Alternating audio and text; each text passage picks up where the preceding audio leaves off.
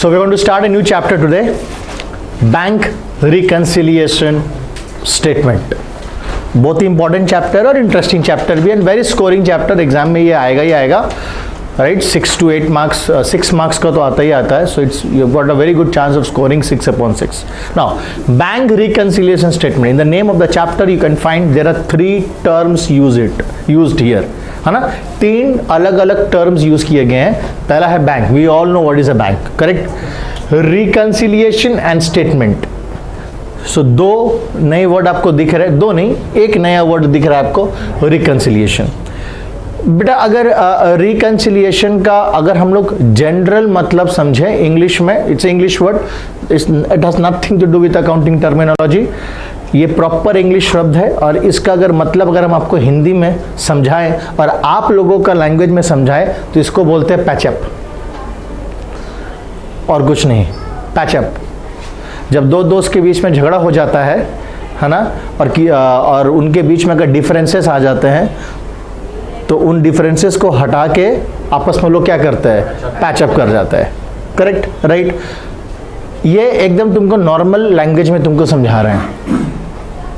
That is reconciliation, to reconcile, right. वापस से differences जो है वो डिफरेंसेस को हटाना. What is statement? स्टेटमेंट में एक वर्ड है स्टेट, जो कुछ बताता है, एक document which state something, correct.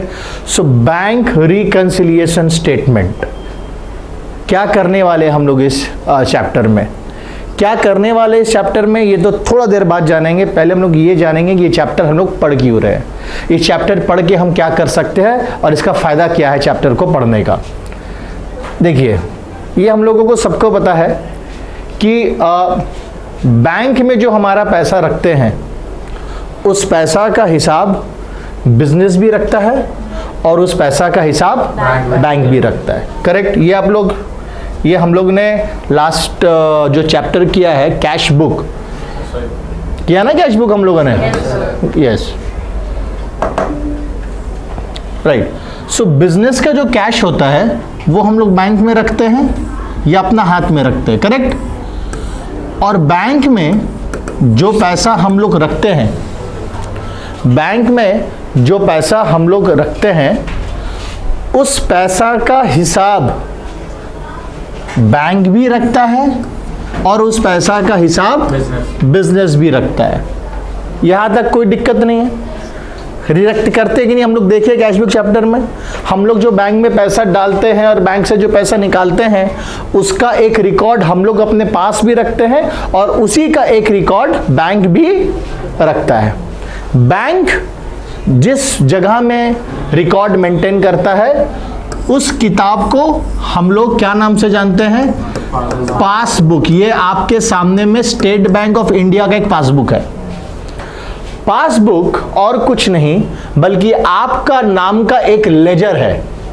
Bank और आपके बीच में, मतलब कस्टमर के बीच में क्या ट्रांजैक्शंस हुआ है उस ट्रांजैक्शंस का लेखा जोखा बैंक का पासबुक में रहता है. कौन कौन पासबुक देखा है? सब कोई बैंक का पासबुक देखे हैं? देखे ना देखे? Very good. सो अगर आप ध्यान से देखोगे तो बैंक का पासबुक में आपको अमाउंट का 3 कॉलम दिखता है. एक कॉलम डिपॉजिट, दूसरा विथड्रॉवल और तीसरा जो आपका रहेगा बैलेंस. यहां पे आपका रहेगा डेट, तारीख, और यहां पे रहेगा पर्टिकुलर्स. अगर आप ध्यान से बैंक स्टेटमेंट या बैंक का पासबुक को देखोगे तो यही सब कॉलम दिखता है. कौन से तारीख को किस कारण से पैसा डाले हैं और किस कारण से पैसा निकाले हैं. जब हम आप लोगों को कैशबुक बता रहे थे, पढ़ा रहे थे, तो कैशबुक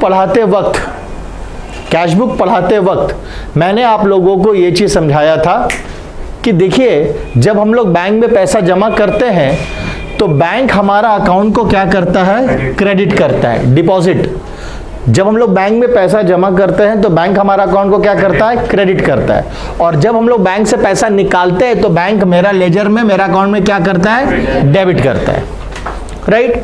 सो बेसिकली मेरा यही कहना है, हम यही समझाना चाह रहे हैं कि हम लोग जो बैंक में पैसा डाल रहे और निकाल रहे हैं उसका हिसाब बैंक एक खाता में रखता है, उसे हम लोग कहते हैं पासबुक। और उन्हीं सारे ट्रांजैक्शंस का हिसाब हम लोग भी, बिजनेस भी अपना एक किताब में रखता है, और उस किताब का नाम क्या है?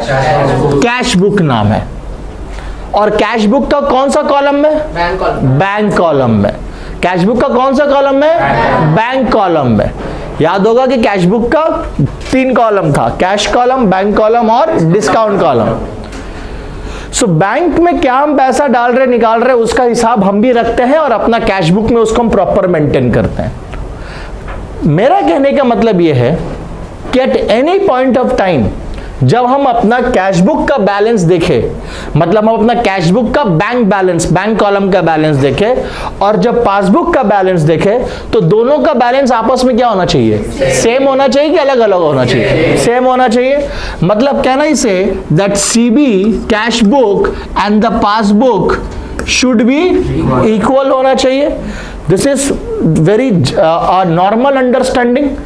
ये बहुत नॉर्मली हम बात कर रहे हैं, क्योंकि अगर मेरा हिसाब, राइट, आप अपना घर में एक हिसाब रख रहे हैं, आप बैंक में कितना पैसा डाल रहे निकाल रहे हैं, आपका हिसाब जो कैश बुक में है उसके अनुसार अगर आपका बैंक में 5 लाख रुपया है, तो आपका पासबुक के भी हिसाब से कितना रुपया आपका पास होना चाहिए?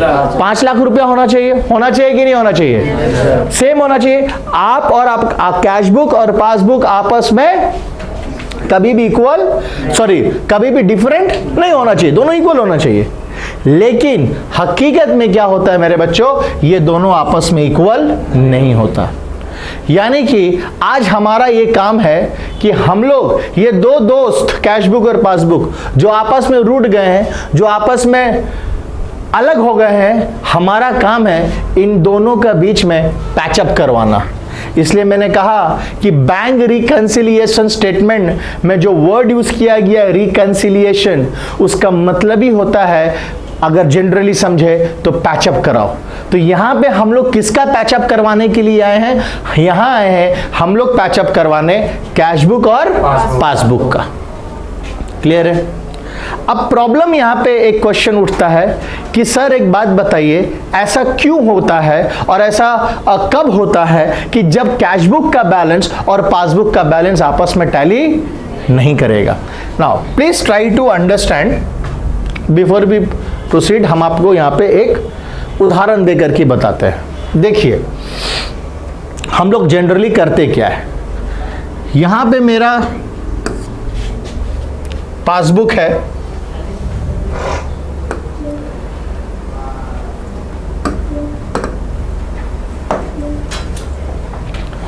जैसे कि मैंने आपको बताया यहां पे आपका पासबुक है, यहां पे डिपॉजिट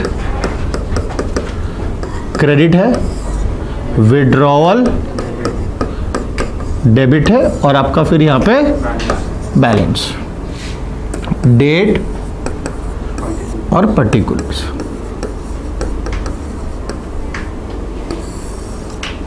ठीक, अब देखो जनरली नॉर्मली होता क्या है, यहां पे हमारा कैश बुक का हम लोग यहां पे बच्चा बैंक कॉलम बना रहे हैं। कौन सा कॉलम बना रहे हैं? बैंक कॉलम, क्योंकि हमको सिर्फ बैंक कॉलम से मतलब होना चाहिए। ठीक है, डेबिट और क्रेडिट। देखिए मान लीजिए हमने आज 21 जून को मैंने 1000 रुपया जाकर के बैंक में जमा कराया। ठीक, हम लोग बिजनेस है, अपने आप को क्या समझ रहे हैं हम लोग? बिजनेस। तो हम लोग जब जाकर के बैंक में जमा करते हैं पैसा, तो हम सबसे पहला काम क्या करेंगे? हम जब बैंक में जाकर के पैसा जमा करेंगे तो हम क्या करेंगे? हम क्या करेंगे? रिकॉर्ड करेंगे। That is not the correct answer. Yes Sanchita, हम लोग रिकॉर्ड करेंगे। क्या करेंगे हम लोग? रिकॉर्ड करेंगे। करेक्ट। कहां रिकॉर्ड करेंगे हम लोग? कहां रिकॉर्ड करेंगे हम लोग? Cash book. हमारे पास क्या है? क्या हम लोग पासबुक में एंट्री कर सकते हैं? नहीं, पासबुक में एंट्री कौन करता है? बैंक। हम कहां पे एंट्री करते हैं? Cash book. अच्छा, अब हम लोग जाके बैंक में पैसे जमा किए, तो ये बैंक कॉलम है, करेक्ट। तो बैंक को क्या करेंगे? बढ़ाएंगे कि घटाएंगे? बढ़ाएंगे तो क्या करेंगे? डेबिट करेंगे कि क्रेडिट करेंगे? बैंक को हम लोग अगर जमा पैसा हम लोग बैंक में जमा करके आए हैं तो हम लोग अपना कैश बुक में डेबिट करेंगे कि क्रेडिट करेंगे? डेबिट करेंगे। सो हम यहाँ पे 1000 रुपया डेबिट कर दिए। कोई प्रॉब्लम है आप लोगों को? कर दिए। अब हमने जब बैंक में जमा किया तो बैंक भी वो 1000 रुपया को मेरा अकाउंट में क्या करेगा? रिकॉर्ड करेगा। वो कहाँ पे रिकॉर्ड करेगा? क्रेडिट करेगा। ये 1000 रुपया क्रेडिट करेगा ना। याद रखिएगा, मैंने आपको कहा था कि आप जब डेबिट करते हैं तो बैंक उस अमाउंट को आपका अकाउंट में क्या करता है? क्रेडिट करता है। उल्टा करता है। ऐसा क्यों होता है? उस बार हमने समझाया था, पर फिर समझा देते हैं। हमारे लिए बैंक एसेट है।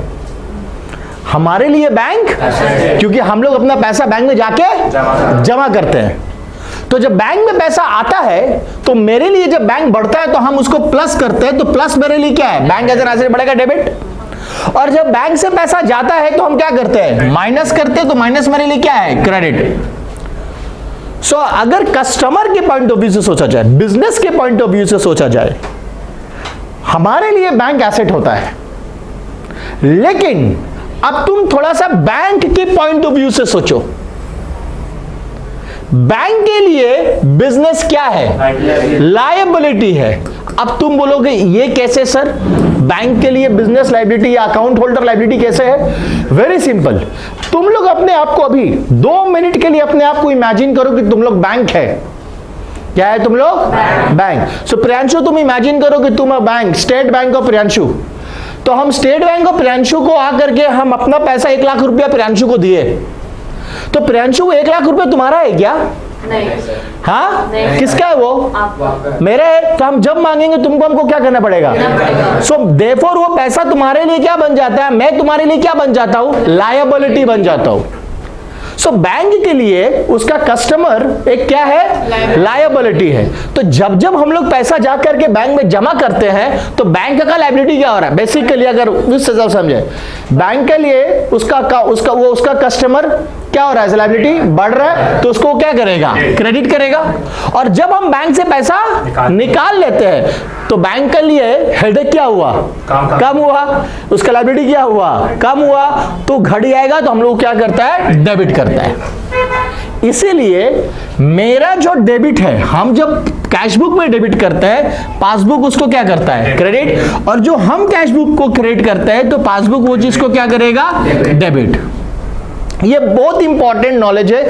ये इंपॉर्टेंट चीज, इसको रखना जरूरी है। It's very important to keep both of this in mind. यहां पे बच्चे कंफ्यूज हो जाते हैं कि पासबुक का डेबिट, पासबुक जब डेबिट करे, बैंक जब डेबिट करे तो याद करना आपका बैंक से पैसा कट गया।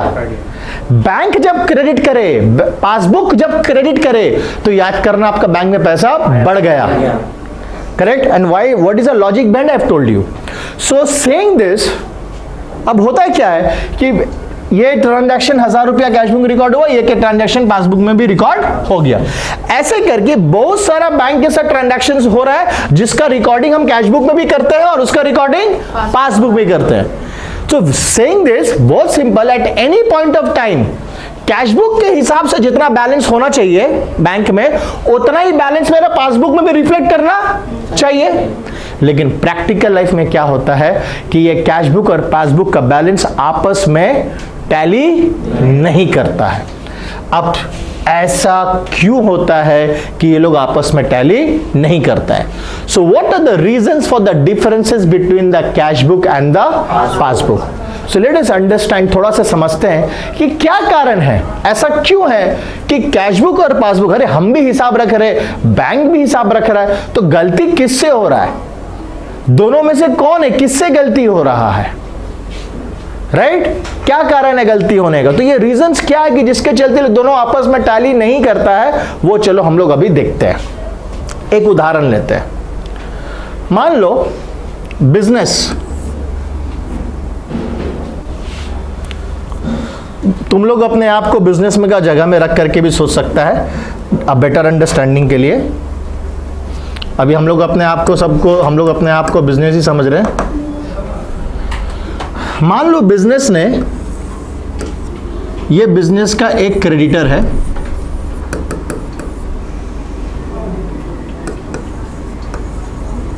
राम, और बिजनेस ने अपना क्रेडिटर को चेक इशू करा, कितना रुपए का चेक इशू करा? 1000 रुपए का। तो जब बिजनेस ये 1000 रुपए का चेक इशू करेगा राम को, तो बिजनेस सबसे पहला चीज क्या करेगा? रिकॉर्ड करेगा। कहां पे रिकॉर्ड करेगा? कैश बुक में रिकॉर्ड करेगा, यानी कि सीबी कैश बुक। याद रखना कौन सा कॉलम में रिकॉर्ड करेगा बच्चों? Bank column.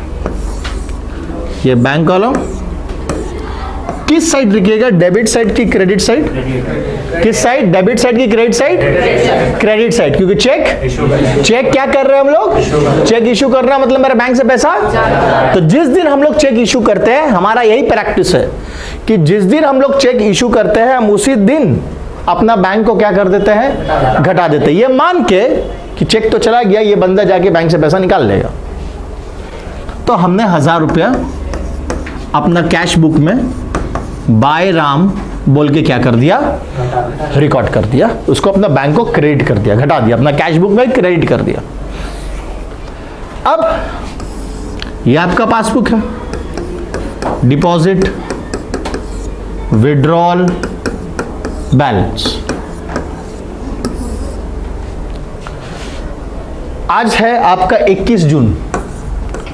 21 जून 2023 को ये चीज हुआ।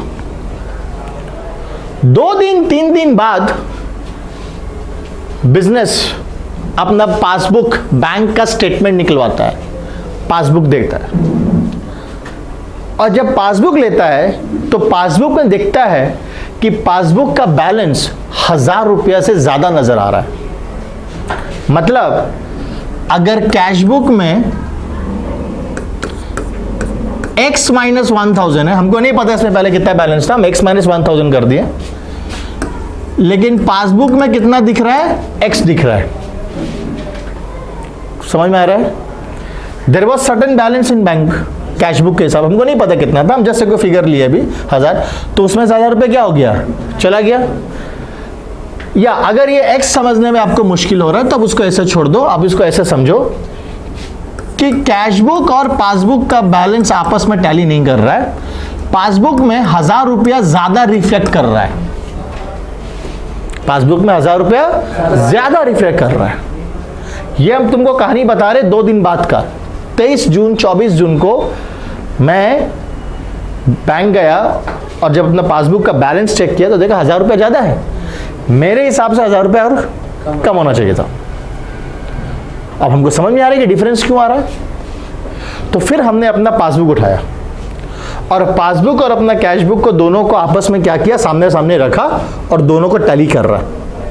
तो देख रहे हैं कि एक चेक जो मैंने राम को इशू किया वो कैश बुक में तो रिकॉर्डेड है, लेकिन उसका जिक्र कहीं पर पासबुक में नहीं हो रहा है। पासबुक में कहीं 1000 रुपये रिकॉर्डेड नहीं है। ये राम वाला का यहां पे कहीं रिकॉर्ड ही नहीं हुआ। क्यों नहीं हुआ भाई? समझ में नहीं आया। हम आए, हम राम को फोन किए, राम को फोन लगाए, राम को फोन लगा के पूछे, राम तेरे को हमने 21 जून को पैसा दिया था, चेक दिया था, क्या किया भाई उस चेक का? तो राम बोलता है, भैया आप तो चेक जो दिए थे ना, अरे वो चेक अभी तक मेरे पास है, तबीयत खराब हो गया, बैंक जा नहीं पाए। अब हुआ क्या? एक ऐसा ट्रांजैक्शन जिसकी जानकारी कैश बुक के पास तो है लेकिन पासबुक के पास नहीं है। क्यों नहीं है? क्योंकि सिंपल सा बात है, इस चेक को बैंक में क्या करना था? लेकर के जाना था ना राम को। राम तो वो चेक लेकर के बैंक में प्रेजेंट किया ही नहीं, राम तो वो चेक लेकर के बैंक में गया ही नहीं। तो जब राम चेक लेकर के बैंक में गया ही नहीं तो बैंक को कैसे पता चलेगा कि हमने राम को चेक, बिजनेस ने राम को चेक इशू करा है? समझ में आ रहा है? तो 3 दिन तक ये अपने पास रखा है। आपको बता दें कि बैंक की एक चेक की वैलिडिटी होती है 3 महीना तक। अपना चेक 3 महीना के अंदर आप जाके चेक आपको बैंक में क्या करना पड़ता है? जमा करना पड़ता है। तो अभी 3 दिन वो तो नहीं गया, वो 10 दिन बाद जाए, 1 सप्ताह बाद जाए।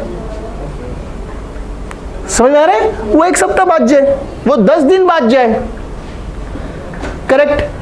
तो जब तक ये लेकर के चेक बैंक में जाएगा नहीं, इसको पैसा नहीं मिलेगा। ये 5 दिन बाद जाएगा तो 5 दिन बाद पैसा मिलेगा, ये 10 दिन बाद जाएगा तो 10 दिन बाद पैसा मिलेगा, ये 15 दिन बाद जाएगा इसके बाद, तो इसको पैसा कब मिलेगा? तुम अगर हमको फीस देते हो, तुम एकेडमी को फीस पे करते हो चेक में, तो वो चेक मेरे पास सिर्फ देने से मेरा बैंक में पैसा नहीं बढ़ जाएगा, वो चेक हमको बैंक में क्या करना पड़ेगा? जमा करना पड़ेगा, तब जा करके आपका अकाउंट से पैसा डिडक्ट होगा और मेरा अकाउंट में पैसा आ जाएगा। यही नियम है। तो जब तक बैंक को पता नहीं रहे, जब तक बैंक को इस चेक के बारे में पता नहीं चलता है, तब तक मेरा कैशबुक और पासबुक का बीच में क्या रहेगा? क्या रहेगा? डिफरेंस रहना तो वाजिब है, क्योंकि इसको तो जानकारी था, क्योंकि चेक हमने इशू किया था। तो सिंस चेक मैंने इशू किया था, तो मैंने उसको क्या कर दिया? मैंने क्या कर दिया? रिकॉर्ड कर दिया। लेकिन वो चेक सिंस राम बैंक में लेकर के गया ही नहीं, तो बैंक को उसके बारे में पता ही नहीं है, तो मेरा बैंक से पैसा डिडक्ट हुआ नहीं। कोई दिक्कत? तो ये एक कारण बताया आपको, जो प्रैक्टिकलिटी जीवन में होता है, प्रैक्टिकली होता है ये लाइफ में। अब तुम सोचो, एक जो बिजनेस बहुत ही बड़ा मात्रा में काम कर रहा है, वो डेली का 10 से 15 चेक बिजनेस इशू कर रहा है, डेली 10 से 15 चेक इशू कर रहा है, तो क्या यह मुमकिन है कि बिजनेस हर बंदा के ऊपर में ट्रैक रखे कि ये कब जा रहा है, ये जब जाएगा तब हम एंट्री करेंगे? क्या ये पॉसिबल है? बैंक तो उसी दिन बिजनेस तो उसी दिन एंट्री कर देता है जिस दिन उसने चेक इशू करा।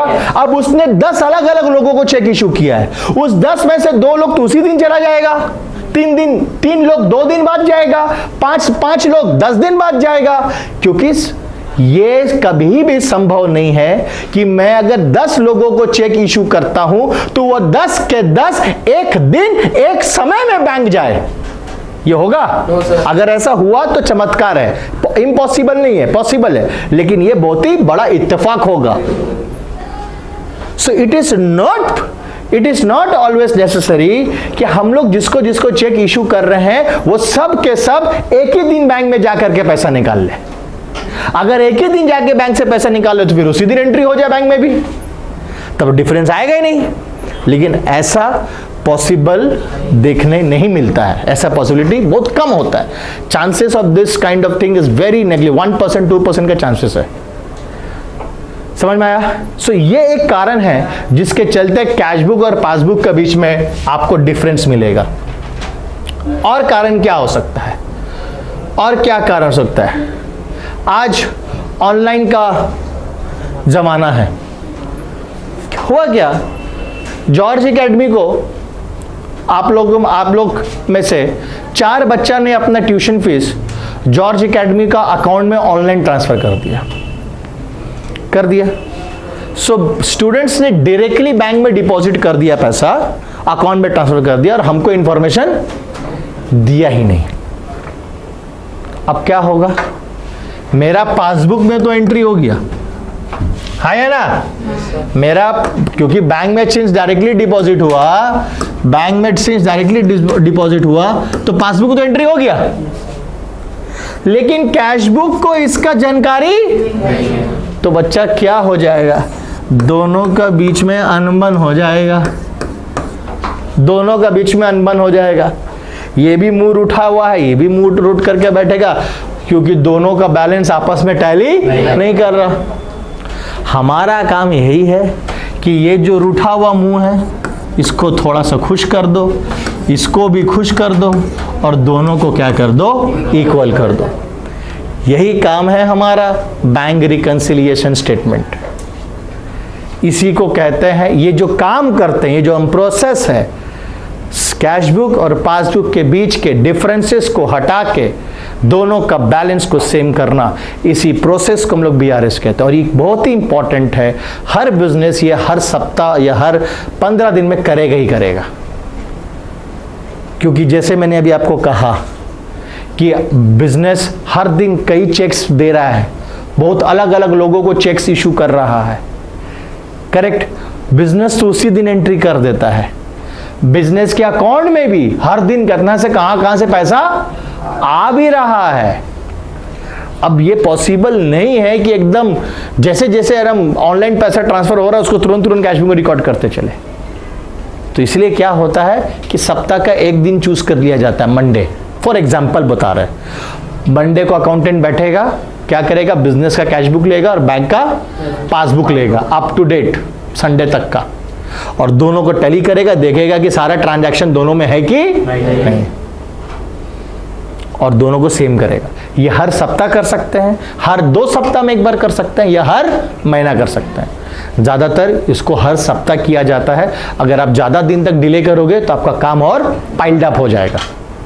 इसलिए सप्ताह कैश बुक और पासबुक का बैलेंस को हमेशा हमको पैरेलली सेम लेकर के चलते रहना। We have to make sure कि सीबी और पीबी का बैलेंस हमेशा सेम रहे। क्लियर है? सो क्या करने वाले हैं समझ में आ गया।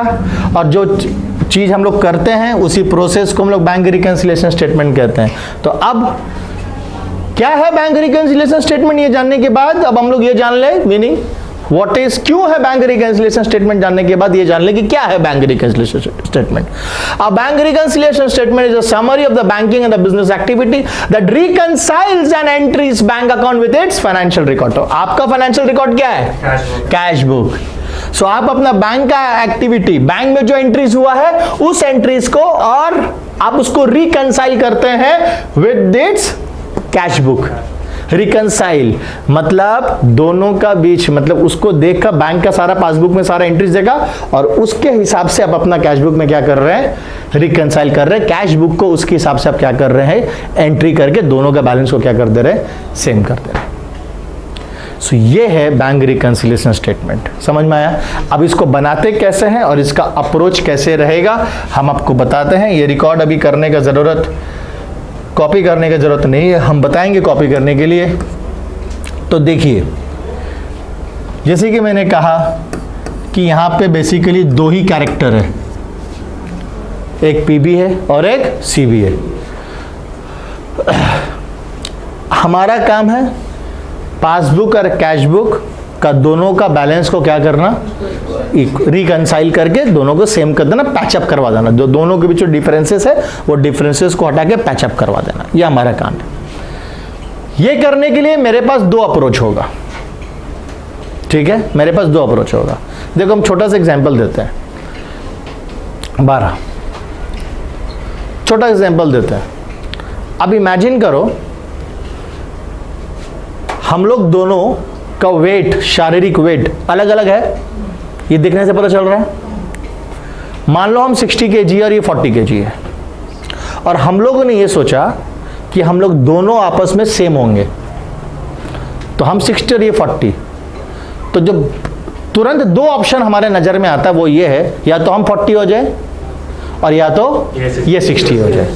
हालांकि एक और ऑप्शन है बीच का, ये 50 हो जाए और हम भी 50 हो जाए, करेक्ट। बट उसको छोड़ करके 2 जो पॉसिबल ऑप्शंस है वो ये है, जो यहाँ पे हम लोग इसी लॉजिक को हम लोग यहाँ पे अप्लाई करेंगे कि अगर ये 40 है तो या तो तुम 60 हो जाओ, और अगर हम 60 है तो हम क्या हो जाए? 40, करेक्ट। अब सोचो, अगर हम पहला ऑप्शन में जाते हैं कि हम 60 kg, हम 40 बनेंगे, कितना होंगे हम? 40।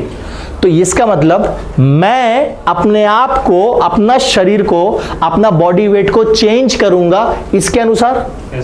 तो यानी कि हम इसके तरफ जा रहे हैं, करेक्ट, हम इसके तरफ चल के गए। अब याद रखो, जब हम 60 से 40 हो रहे हैं, जब हम चेंज हो रहे हैं, तो एक चीज बहुत इंपॉर्टेंट है कि इसको अपना वेट को चेंज नहीं करना है। इसको अपने चेंज वेट को क्या करना पड़ेगा? कांस्टेंट, सेम रखना पड़ेगा। अगर ये भी चेंज होगा और हम भी चेंज होंगे तो फिर हम लोग दोनों आपस में मिल नहीं सकेंगे। तो मेरा पहला ऑप्शन है, अब मान लो कि हम है कैश बुक और ये है पासबुक, तो पहला ऑप्शन है कि कैश बुक बदलेगा किसके अनुसार? पासबुक के अनुसार। यानी कि इन दैट केस अगर कैश बुक बदलेगा तो यहां से हम सीबी की तरफ से कहां पे जा रहे हैं? पासबुक। तो यहां पे बताओ चेंज किसको करना है? ये होगा चेंज, ये होगी आपका चेंजिंग आइटम। मतलब जो भी प्लस माइनस करना है, जोड़ घटाव करना, किस में करना है? इसी में करना है। डिफरेंस हटाने के लिए जो भी करना है किस में करना है? Cash book. यानी कि अगर ये पासबुक है और हम कैश बुक है, हम 60 है और ये 40 है, तो प्लस माइनस कौन करेगा? हम, क्योंकि हम अपने तरफ से यहां जा रहे हैं, तब हम दोनों सेम हो जाएंगे। दूसरा ऑप्शन क्या है? ये आएगा मेरे तरफ, यानी कि दूसरा ऑप्शन हो जाएगा पासबुक टू कैश बुक। मतलब अब ये चल के मेरे पास आएगा, मतलब ये 40 से क्या होगा? 60 होगा। तो अगर ये 40 से 60 होगा तो फिर हमको देखना कि हम 60 से ना बढ़ेंगे ना, हम वहीं का वहीं रहेंगे। ये अपने आप को बढ़ा के यहां पे लेके आएगा। समझ में आया? So in that case, but thank you. So in that case अगर पीबी से हम लोग सीबी की तरफ जा रहे हैं तो आपका पासबुक आपका क्या हो जाएगा? Changing item. तो जो भी प्लस माइनस करना हो किसमें करना है? पासबुक में। और कैश बुक का बैलेंस को आपको हाथ तक नहीं लगाना, वो क्या हो जाएगा? कांस्टेंट। यही दो अप्रोच, अगर ये दो अप्रोच दिमाग में बैठ गया, समझ गए, तो trust me, BRS is this, nothing. चुटकी बजा के बीआरएस होगा और कुछ नहीं करना है, सिर्फ ये चीज को पकड़ के रखना है।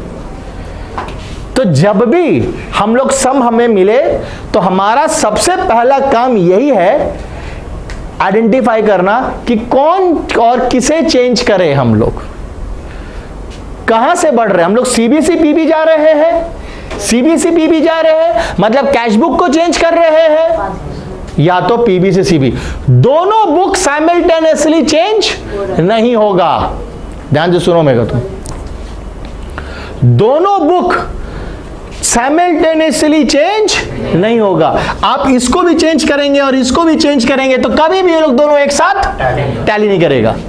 अगर आप इसको चेंज कर रहे हैं, पासबुक को चेंज कर रहे हैं, पासबुक से कैशबुक की तरफ बढ़ रहे हैं, तो आप मेक श्योर करिए कि कैशबुक कांस्टेंट रहे, उसका बैलेंस को हाथ नहीं लगाओ। जो भी चेंज करोगे किसमें करोगे? पासबुक। अगर आप सीबी से पीबी की तरफ बढ़ रहे हैं, आप कैशबुक से पासबुक तक की तरफ बढ़ रहे हैं, अगर मैं अपना वेट को 60 से 40 कर रहा हूं तो हमको चेंज करना है, उसको चेंज नहीं है, वो कांस्टेंट रहेगा। पीबी कांस्टेंट रहेगा, सीबी में जो भी चेंजेस होगा सीबी में होगा। दोनों एक साथ चेंज नहीं होगा। अगर हुआ तो फिर कभी टैली नहीं करेगा। क्लियर है? समझ में आ गया? This is the approach that you have to apply in doing the bank reconciliation statement. So this was the introduction. Now we can go to the sum. Clear है? इसको करिए, कॉपी कर लीजिए।